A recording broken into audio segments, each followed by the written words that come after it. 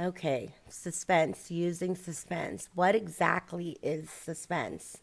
Okay, I get asked this a lot when people work with me.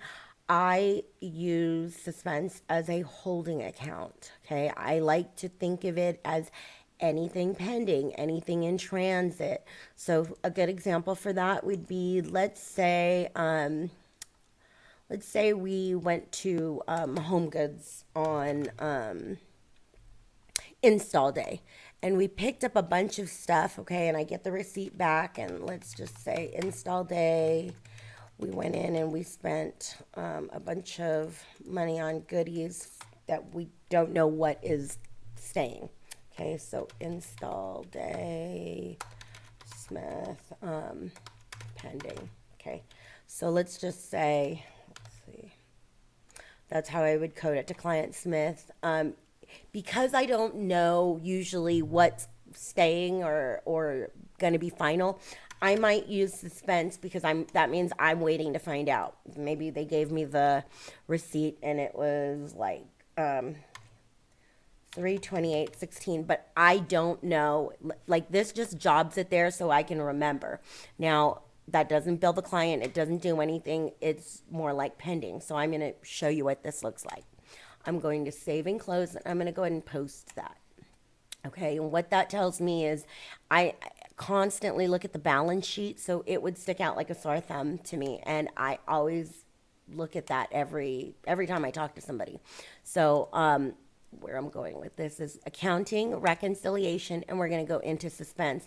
So in through here, I said I reconcile it every time. I reconcile accounts on the last day of the month. If I don't have a statement for it, I always use the last day of the month as a statement rec date. The reason why I don't just do it the current date or any date during the month is because it makes it harder to find when I'm looking for something. If I was going, it would take me a lot longer to go through 365 days of the year than it would be to do 12.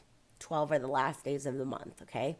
So where I'm going with this is this is a place card holder, meaning see how these two clear each other out? So these two, I would reconcile them at the end of the month because it goes in and out. That means whatever I was waiting on happened and it cleared.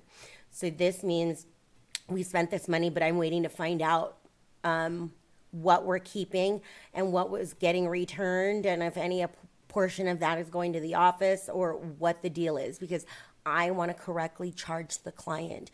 Now, if for some reason, and I see a lot of people do this, is if we are gifting the client, let's say, well, we don't need the details because we're gifting it. I still want the details. I do everything to the penny, and I do everything the way that it happened.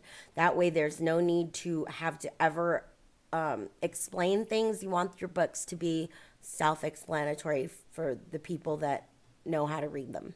Okay. So for this, I would be waiting for the details. So once they come back and tell me, and yes, I do split it out from sales tax and all of that good stuff. So the portion that's going to maybe go to the client. So let's just say they are keeping like 200 of it. So the rest of that, I'm looking for the refund from Home Goods when somebody goes to return it, or I'm looking for, to find out, what the differences in numbers. It basically is a place card holder. So if you are working with me, you don't know where to put something, I usually will say, throw it in suspense till we do our call. I'll never miss suspense because that's where I clean up when I'm working with somebody, okay? So that is how I use suspense. It's a place card holder for things that are in transit or pending. So if I'm looking for something and I don't know where it goes, I'll throw it in here, and just to keep going, because you can't, otherwise we would never get done with work, right? So if you have any questions, leave them in the comments. Give us a thumbs up and like, post, and subscribe. Thank you.